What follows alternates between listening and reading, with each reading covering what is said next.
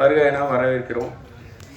Friends pictures குற்றப்பின்னணி படம் மே மாதம் 31ஆம் தேதி தமிழகம் முழுவதும் வெளியாக உள்ளது. அதற்காக படத்தின் படக்குழுவினர் அனைவரும் தங்களை சந்திக்க வருகிறார்கள். முதலாவதாக இயக்குனர் இஸ்மாயில் அவர்களை மேடைக்கு அழைக்கிறேன்.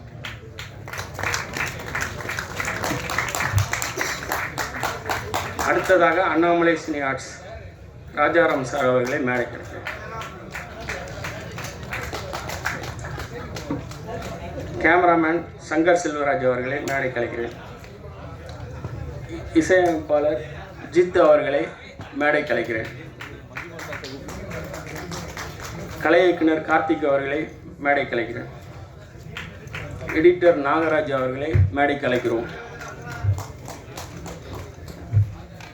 இந்த படத்தின் கதாநாயகன் ராட்சசன் புகழ் சரவணன் அவர்களை மேடைக்கு அழைக்கிறோம். கதாநாயகி தீபாவளி அவர்களை மேடைக்கு அழைக்கிறோம். கராத்தே ராஜா அவர்களை மேடைக்கு அழைக்கிறோம். வில்லன் சிவா அவர்களை மேடைக்கு அழைக்கிறோம். தயாரிப்பாளர் ஆயிஷா அவர்களை மேடைக்கு அழைக்கிறோம். முதலாவதாக இந்த படத்தை பற்றி பத்திரிகையாளர் உங்களிடம் பேச இயக்குனர் இஸ்மாயில் அவர்களை அழைக்கிறேன். இந்த மாலை வேளையிலே இந்த படத்தை எல்லாரும் பார்த்துட்டீங்க. அதனால் நான் ரொம்ப பேசுகிறதுக்கு இல்லை. என்னுடைய எல்லா படத்திற்கும் மீடியா நண்பர்களும் மற்ற ஏனைய சொந்தங்களும் சினிமா நண்பர்களும் எல்லாமே ஹெல்ப் பண்ணிக்கிட்டு இருக்கிறீங்க. அந்த ஹெல்ப்பு இந்த படத்துக்கும் கண்டிப்பாக பண்ணுவீங்கிற நம்பிக்கை தான் அவங்க நான் நினைக்கிறேன். கண்டிப்பாக படத்தை பார்த்துருக்கீங்க. சின்ன படங்களை எப்போதுமே அதை ஒரு பெரிய படமாக மாற்றுறது பத்திரிகை நண்பர்கள் தான். அதில் எந்தவித மாற்று கருத்தும் கிடையாது. எங்களுக்குள்ள பட்ஜெட்டில் ஒரு அழகான சமூகத்தில் நடக்கக்கூடிய ஒரு சின்ன விஷயத்தை எங்களால் முடிஞ்ச அளவுக்கு உங்களுக்கு சொல்லியிருக்கிறோம். இதை நல்லபடியாக தமிழகம் எங்கும் எல்லா தேட்டரிலும் ரிலீஸ் பண்ணுறதுக்கு 34ஆம் தேதி படம் திரைக்கு வருகிறது. படத்தை பார்த்துருக்கீங்க.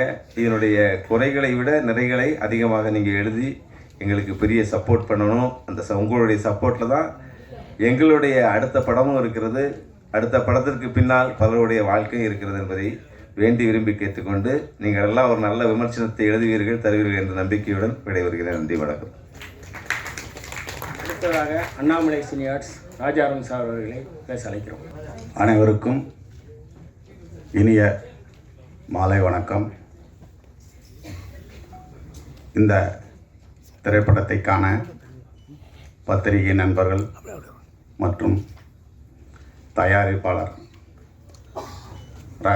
ராஜாராம், நான் இப்பொழுது என்ன பேசப் போகிறேன் என்றால், ஒரு திரைப்படம் என்பது எந்த ஒரு திரைப்படமாக இருந்தாலும் மக்கள் மனதிலே சென்றடைந்து அந்த திரைப்படம் சமூகத்துக்கு எந்த விஷயங்களை சமூகத்தில் திணிக்கிறது என்பதுதான் எப்பொழுதுமே ஒரு திரைப்படமாக இருக்க வேண்டும். பொழுதுபோக்கு படம் என்பது அது வேறு. ஒரு திரைப்படத்தை முதலிலே இருந்து 2 மணி நேரம் காமெடியாக கொண்டு போவது வேறு. இந்த திரைப்படத்தை பொறுத்தவரை ஒரு பெரிய ஒரு வியாபாரம் செய்யக்கூடிய இடத்திலே இருந்து அந்த வியாபாரம் செய்யக்கூடிய இடத்திலே இருக்கின்ற வேலை செய்யக்கூடிய ஒரு அலுவலர்கள் ஒரு உரிமையாளரிடம் எப்படி நடந்து கொள்ள வேண்டாம் என்பதற்கு இந்த படம் ஒரு மிகப்பெரிய எடுத்துக்காட்டு. இன்றைக்கு கிட்டத்தட்ட 1936ஆம் ஆண்டு பேசும் படம் வேலூரை சார்ந்த நடராஜ முதலியார் தான் பேசும் படம் கொண்டு வந்தார். அந்த அடிப்படையிலே இன்றைக்கு 2024ஆம் ஆண்டு வரை இதுபோல ஒரு சமூகத்தை சார்ந்த ஒரு சிறப்பான ஒரு கதை, ஒரு பெரிய குடும்பம் எப்படி சீரழிந்து போகிறது. அவர் ஒரு பெரிய ஜுவல்லரி வச்சிருக்கிறார். அந்த ஜுவல்லரியில் இருக்கிற அந்த பையன் ஏன் தன்னுடைய மன உளைச்சலால் அவங்கள பழி வாங்கணும்னு நினைக்கிறான். தன்னுடைய குடும்பம் வந்து இந்த மாதிரி மன உளைச்சலுக்கு ஆளாகி தானும் மன உளைச்சலுக்கு ஆளாகி அந்த ஒரு வேதனையில் தான் இன்றைக்கி வந்து அவ்வளோ பெரிய ஒரு வியாபாரி வந்து ஒரு கொலைகாரனாக மாற வேண்டிய சூழ்நிலையை யார் கொண்டு வந்து விடுறாங்க அப்படின்னா, இது மாதிரி ஒரு இடத்துல வேலை செய்கிறவங்க ஒரு நல்ல ஒழுக்கத்தோடு இருக்க வேணும். அதே மாதிரி இந்த மாதிரி பெரிய லெவலில் தொழில் செய்கிறவங்க வேலை செய்கிறவங்ககிட்ட எந்த அளவில் நடந்துக்கணுன்றது இந்த திரைப்படம் வந்து ஒரு எடுத்துக்காட்டு.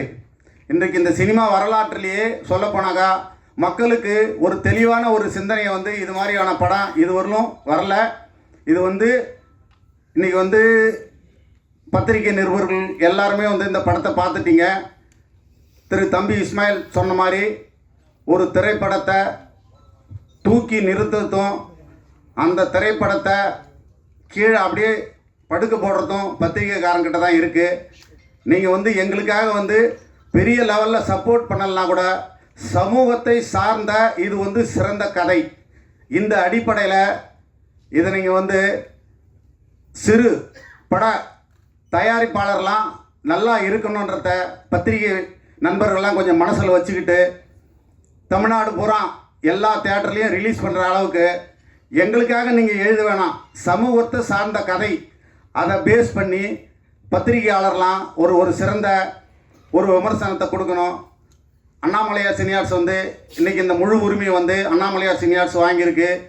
இன்றைக்கி வந்து இஸ்மாயில் நானும் தான் இந்த படத்தை சேர்ந்து 2 பேரும் சேர்ந்து தான் ஒன்றா நாங்கள் ரிலீஸ் பண்ணுறோம்.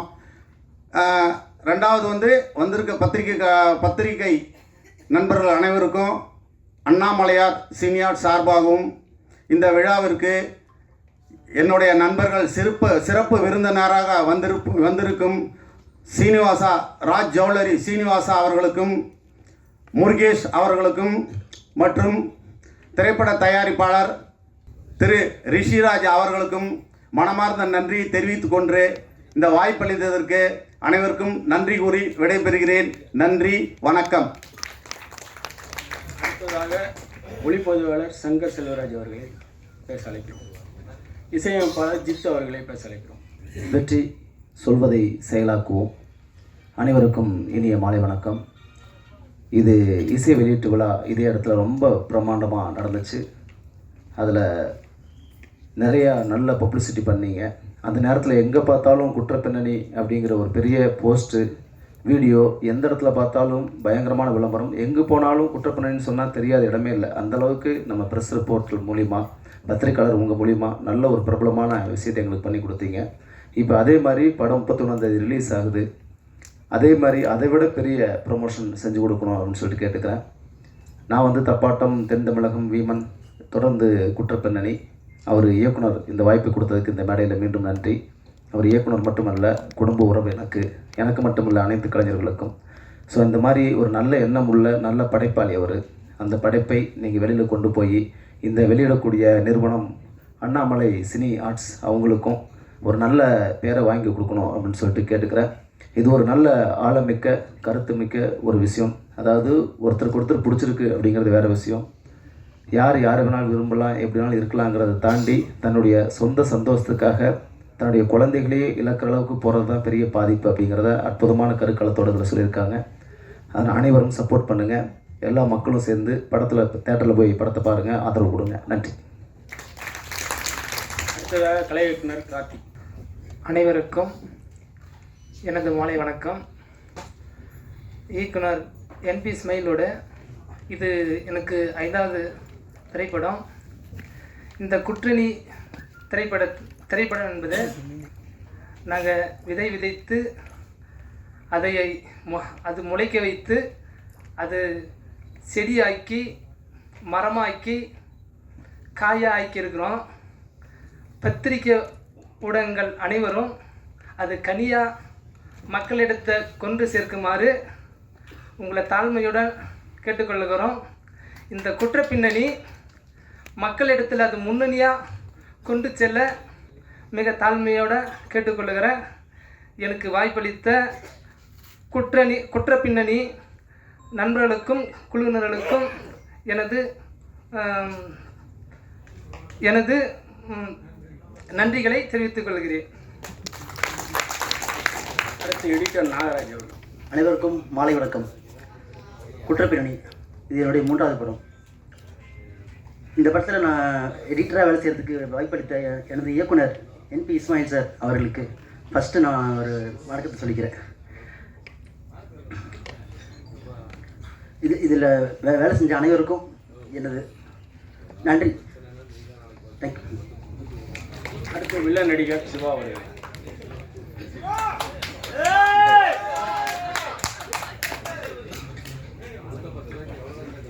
வணக்கம். இந்த மாலை நேரத்தில் உங்கள் எல்லாத்துக்கும் நன்றியை தெரிவிச்சுக்கிறேன். முதல்ல டைரக்டர் இஸ்மாயில் அண்ணனுக்கு பாதம் தொட்டு நான் என் காணிக்கையை செலுத்திக்கிறேன்.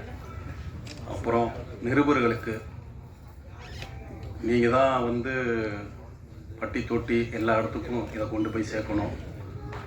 என்னை வந்து இஸ்மாயில் அண்ணன் வந்து சொன்னார், ஒரு 5 நாள் ஷூட் இருக்கு வரீங்களா அப்படின்னாரு. நான் அண்ணா என்னண்ணே எங்கண்ணே அப்படின்னேன். நான் சொல்கிறேன் நீங்கள் கிளம்பி வாங்க அப்படின்னாரு. சரி போனவுடனே பஸ்ஸில் ஏறினவுடனே அவர் கேட்டார், போய் இறங்கி பஸ்ஸிலேருந்து இறங்கி லாட்ஜுக்கு போட்டு திருப்பி ஷூட்டிங் போனேன். அப்போ அங்கே ஃபோன் பண்ணிகிட்டே இருந்தார், பஸ்ஸு நல்லா இருக்கா, ஏசியாக இருக்கா, ஏசி வேணுமா அப்படின்னாரு. ஆனால் வேணாண்ணே ஏசிலாம் வேணாம், நானே ஏசியை போடுங்கண்ணே அப்படின்னேன். திருப்பி போய் இறங்கினோடனே கார் ரெடியாக இருக்கும், நீங்கள் வந்துடுங்க அப்படின்னாரு. சரி கார் ரெடியாக இருந்தது. திருப்பி லாட்ஜை கூப்பிட்டு போனாங்க. லாட்ஜில் தங்கினேன். லாட்ஜில் தங்கி அங்கேயும் எனக்கு ஃபோன் வந்தது, ஏசி வேணுமா, எப்படி வேணும் லாட்ஜ் அப்படின்னாரு. ஆனால் நீங்கள் பார்த்து எதை வேணாலும் செய்யுங்க, நான் அது பிரச்சனையே இல்லைண்ணே, உங்கள் நல்ல மனசுக்காண்டி நான் வருவேன் அப்படின்னு. அங்கேயும் நல்லா பார்த்துக்கிட்டாங்க. திருப்பி அங்கே ஷூட்டிங் ஸ்பாட்டில் நான் போகும்போது முத நான் ஷூட்டிங் ஸ்பாட் போகிறேன்.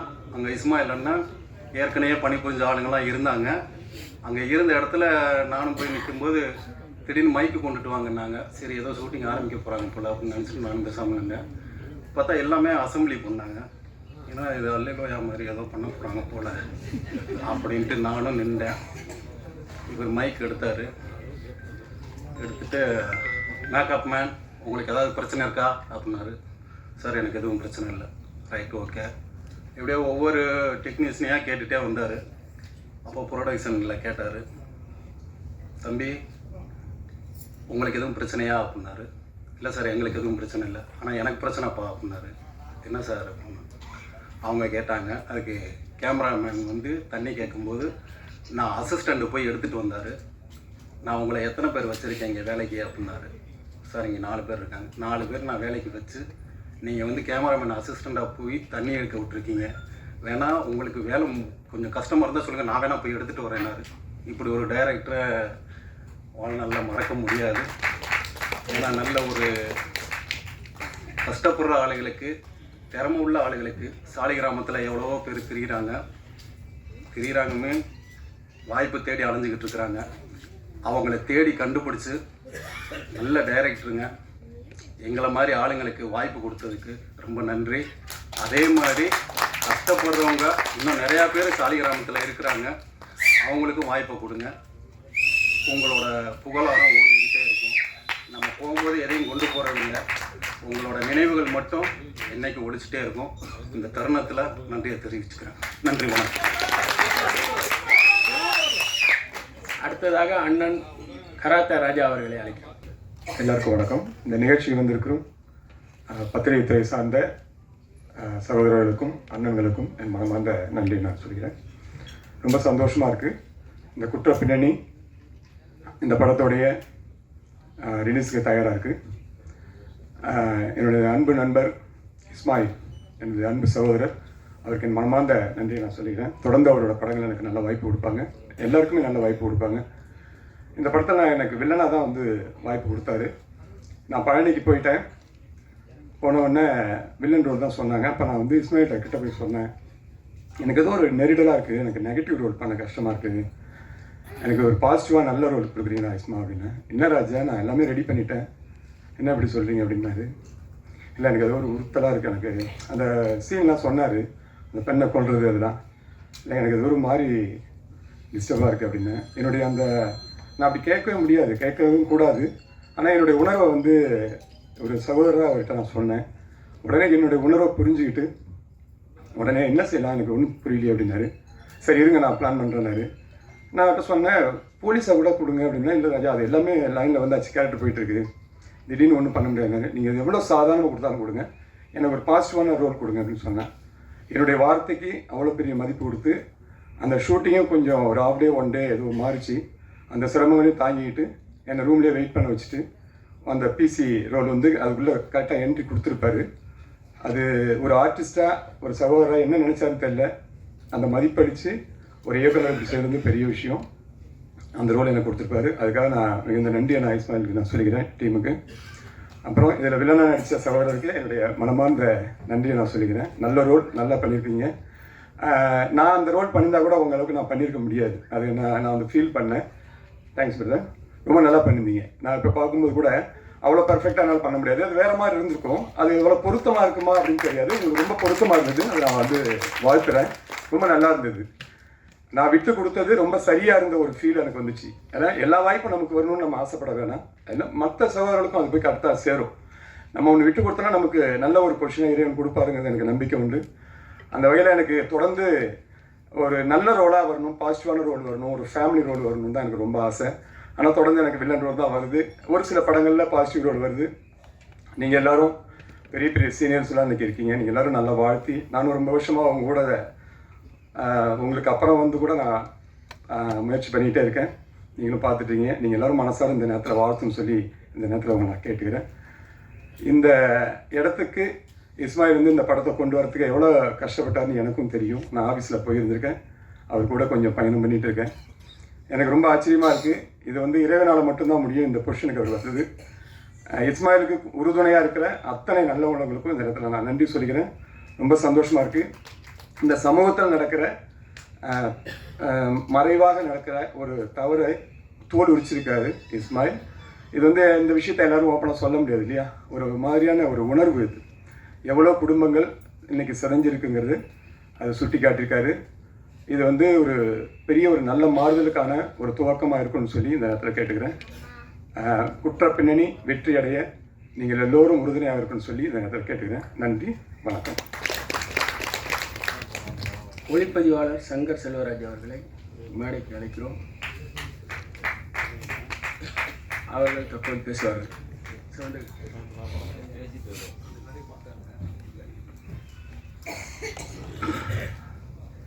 First of all Ismail sir, director Ismail சாருக்கு ரொம்ப தேங்க்ஸ் சொல்லிக்கிறேன். படம் ரொம்ப ஹார்ட் ஒர்க் பண்ணியிருக்கோம். ஒரே ஷெட்யூலில் முடிச்சிருக்கோம், நைட் அண்ட் டேவாக. ப்ளஸ் பீப்புள் நீங்கள் தான் வந்து கொஞ்சம் இந்த படத்தை சக்ஸஸ் பண்ணுறது ரொம்ப இறைவனை வேண்டிக்கிறேன். ரொம்ப தேங்க்ஸ். அடுத்து கதாநாயகி தீபாவளி அவர்களை. எல்லாருக்கும் வணக்கம். எனக்கு இதுதான் ஃபஸ்ட்டு ஃபிலிம். நான் குற்றம் பின்னணின்னு சொல்லிட்டு ஒரு ஃபிலிமில் ஃபஸ்ட் டைம் பண்ணியிருக்கேன். ஃபஸ்ட்டு டைரக்டர் எனக்கு இந்த சான்ஸ் கொடுக்கும்போது ரொம்ப டவுட்டாக தான் நான் பார்த்தேன். பிகாஸ் இவ்வளோ பெரிய கேரக்டர் நம்மளை நம்பி கொடுத்துருக்காங்கன்னு சொல்லி. பரவாயில்ல, நம்மளால நிறைய பேர் மாறினா சந்தோஷமாக தானே இருக்கும். ஸோ அதனால் என்ன நானே சொல்லி பண்ணிட்டேன் இந்த ரோல். ஏதோ நல்லா பண்ணியிருக்கேன்னு நினைக்கிறேன் சார். அதே மாதிரி சார் வந்து ஃபஸ்ட்டு ஃபிலிம் ஆடிஷன் போனோடனே ஹீரோயின் ரோல்லாம் கிடையவே கிடையாதுன்னு சொல்லிட்டாரு. அப்புறம் சரி ஓகே ஏதோ ஒரு ரோல் கொடுக்க போகிறாங்கன்னு நினச்சேன். பட் இருந்தாலும் வெயிட்டான ரோல் தான் கொடுத்துருக்காருன்னு நினைக்கிறேன். Thank you so much. எல்லோரும் சப்போர்ட் பண்ணுவீங்கன்னு நினைக்கிறேன். நல்ல ரிவ்யூ கொடுங்க. தேங்க்யூ. ஒரு 18 வருஷத்துக்கு முன்னாடி திருச்சியிலேருந்து ஒரு நண்பர் வந்து எனக்கு அடிக்கடி ஃபோன் பண்ணுவார். எனக்கு வந்து ஃபோன் பண்ணி இது மாதிரி எனக்கு நடிக்கணும்னு ஆசை சார், வந்து பார்க்கணும் அப்படின்வாங்க. நான் அப்போ சொல்லுவேன் வந்து வெளியூர்லேருந்து வந்து உடனே வந்து இங்கே சினிமா வாய்ப்பெல்லாம் கிடைக்காதுங்க, இங்கே வந்து ரொம்ப போராடணும், இங்கே 10 வருஷம் 20 வருஷம் போராடுறவங்களாம் இருக்காங்க, அது மாதிரி போராடணுன்னா நான் போராட தயார் அப்படின்னு சொன்னார். சரி நீங்கள் என்றைக்காவது நீங்கள் சென்னைக்கு வரப்போ என்னை வந்து பாருங்கள் அப்படின்னா. நாளைக்கே நான் வரேன் சார், இதை விட எனக்கு என்ன வேலை இருக்குன்னு சொல்லி என்னை வந்து ஏவிஎம் கிட்ட இருந்து ஃபோன் பண்ணார். அப்படி பண்ணி ஃபோன் பண்ணவர் தான் நடிகர் சரவணன். அவர் அப்படி ஃபோன் பண்ணி வந்தார். அதுக்கப்புறம் கிட்டத்தட்ட இந்த 18 வருஷம் கடுமையான உழைப்பு, கொஞ்சம் கொஞ்சமாக சின்ன சின்ன படங்களாக பண்ணி ராட்சசன்னு ஒரு பெரிய படம் பண்ணி அந்த படத்தை வந்து அந்த அந்த காலகட்டத்தில் பார்த்திங்கன்னா ஒரு 20 நாள் 30 நாள் படம் ஓடுறதே பெரிய விஷயம். இப்போயும் அது மாதிரி தான். ஆனால் ராட்சசன் வந்தப்போ ஒரு 100 நாள் ஓடிச்சு. அது 100 நாள் ஓட வச்ச அந்த படத்துக்கு அவ்வளோ ஒரு கிட்டத்தட்ட ஒரு ஃபஸ்ட் ஹாப்பில் இவர் இருக்கவே மாட்டார், இவரோட சீனே இருக்காது. இருந்தாலும் இவரை பற்றி தான் அந்த படம் பேசப்படும், அந்த அளவுக்கு பேசப்பட்டு அப்போ சூப்பர் ஸ்டாரே வந்து அந்த ராட்சசன் யார் நான் பார்க்கணும் அப்படியெல்லாம் சொன்னது. அந்த அளவுக்கு ஒரு பெரிய புகழ் அடைஞ்சி அதுக்கப்புறம் மறுபடியும் படங்கள்லாம் பண்ணி இப்போ அதை ஒட்டின ஒரு படமாக இந்த குற்றப்பின்னணி வந்திருக்குங்கிறப்ப எனக்கு ரொம்ப பெரிய சந்தோஷம். இதில் தனிப்பட்ட முறையில் எனக்கு என்ன ஒரு சந்தோஷம்னா, நம்மளும் நிறைய பேரை நம்ம சொல்கிறோம், அறிமுகப்படுத்துகிறோம். நம்ம அறிமுகப்படுத்துறது, நம்ம சொல்லி நம்மக்கிட்ட இது மாதிரி நம்ம பார்த்து வளர்ந்து இந்த இடத்துல வந்து ஒருத்தர் நிற்கிறாருங்கிறப்ப ரொம்ப சந்தோஷமாக இருக்குது. இது மாதிரி இன்னும் சாலிகிராமத்தில் நிறையா பேர் இருக்காங்க, திறமையோடு இருக்காங்க நிறைய பேர். இங்கேயே அதில் நிறைய பேர் உட்காந்துருக்காங்க. அவங்களும் இது மாதிரி மேடைக்கு வந்து இந்த மாதிரி பேசணுங்கிறது என்னோடய ஆசை. அது நடக்குதுன்றதுனால இப்போ ராட்சசன் சரவணன் அவர்கள் குற்றப்பின்னணி சரவணன் அவர்களாக வந்து இப்போ பேசுவார். எல்லாருக்கும் வணக்கம். நான் பேச நினச்சது சார் பேசிட்டாங்க. ஆக்சுவலாக வந்திருக்க எங்கள் எல்லா அண்ணனும் பழக்கமானதுக்கு காரணம் திரு கோவிந்தராஜ் சார் தான். அதனால் நான் ஸ்டார்டிங்லேருந்தே நான் நடிக்க ஆரம்பிக்கிறதுக்கு முன்னாடிலேருந்தே எல்லாரையும் எனக்கு தெரியும். திருச்சி பண்ணையலன்னா இருக்கட்டும், சரவணனா இருக்கட்டும், தேவராஜனா இருக்கட்டும், நிறைய பேர் இல்லை டக்குன்னு வந்த பேர் சொல்கிறேன், எல்லாரையும் தெரியும். ஆமாம், குற்றப்பின்னணி கோவிட் முடிஞ்சு ஒரு கதை. முதல்ல இஸ்மாயில் அண்ணன் பற்றி சொல்கிறேன். நான் சென்னைக்கு வந்து எப்படி கோவிந்தராஜ் சார் டே 1 பழக்கமோ அதே மாதிரி நான் நடிக்க ட்ரை பண்ண ஆரம்பித்த நாள்லேருந்து எனக்கு அவர் பழக்கம்.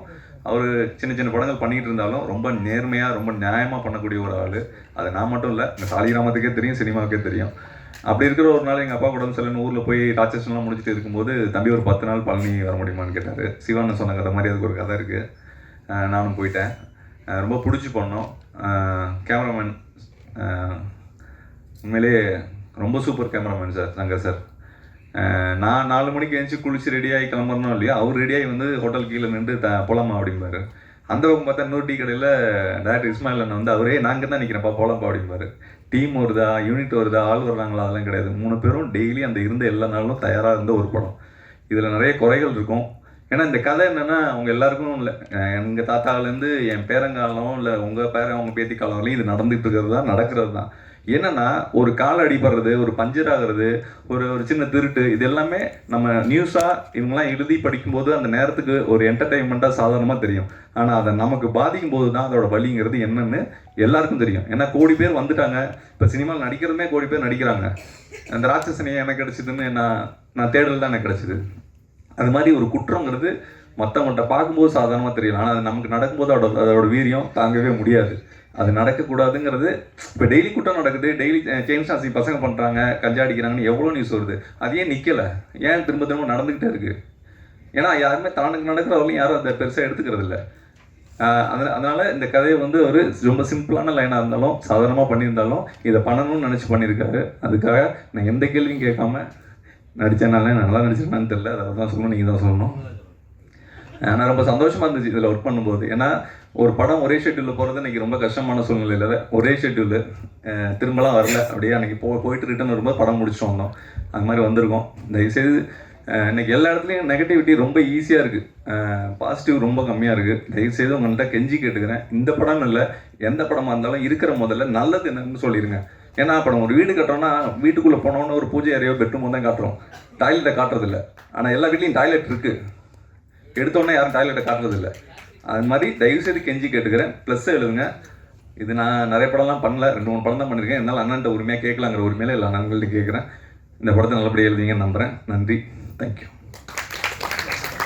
அடுத்ததாக தயாரிப்பாளர் ஆயிஷா அவர்களை நன்றி உரையாட்ட அழைக்கும். எல்லாருக்கும் வணக்கம். இங்கே வந்திருக்க எல்லாருக்கும் ஃபஸ்ட்டு தேங்க்ஸ் சொல்லிக்கிறேன். நாங்கள் இன்வைட் பண்ணதை எல்லாருமே ரொம்ப உங்களோட வேல்யூபிளான டைம்ஸ் கொடுத்து எங்களுக்காக வந்திருக்கீங்க. இதே மாதிரி நீங்கள் எல்லோரும் சப்போர்ட் பண்ணுவீங்கன்னு நினைக்கிறோம். ஒரு படம் வந்து உருவாகிறதுக்கு ரொம்ப கஷ்டம். நம்ம ஜஸ்ட் ஒரு படம் பார்த்துட்டு என்னடா இது நல்லாவே இல்லை, நல்லா இருக்குது அப்படின்னு சொல்லிட்டு போகிறோம். ஆனால் அந்த படத்துக்கு பின்னாடி எவ்வளோ ஹார்ட் ஒர்க் இருக்குதுன்னு அதில் ஒர்க் பண்ணுற ஒவ்வொரு டெக்னீஷியன்ஸ்க்கும் தெரியும். இதே மாதிரி சார் சொன்னாங்க, கேமராமேன் சார் சொன்னாங்க, நாங்கள் டே அண்ட் நைட் வந்து ஷூட் பண்ணி ரொம்ப கஷ்டப்பட்டு ரொம்ப ஹார்ட் ஒர்க் பண்ணியிருக்கோம். அதுக்கேற்ற ஒரு சின்ன சப்போர்ட்டாக ப்ளஸ் எங்களுக்கு சப்போர்ட் கொடுத்தீங்கன்னா அதுதான் எங்களுக்கான பெரிய ஒரு விக்டரின்னு நினைக்கிறோம். நன்றி, தேங்க்யூ.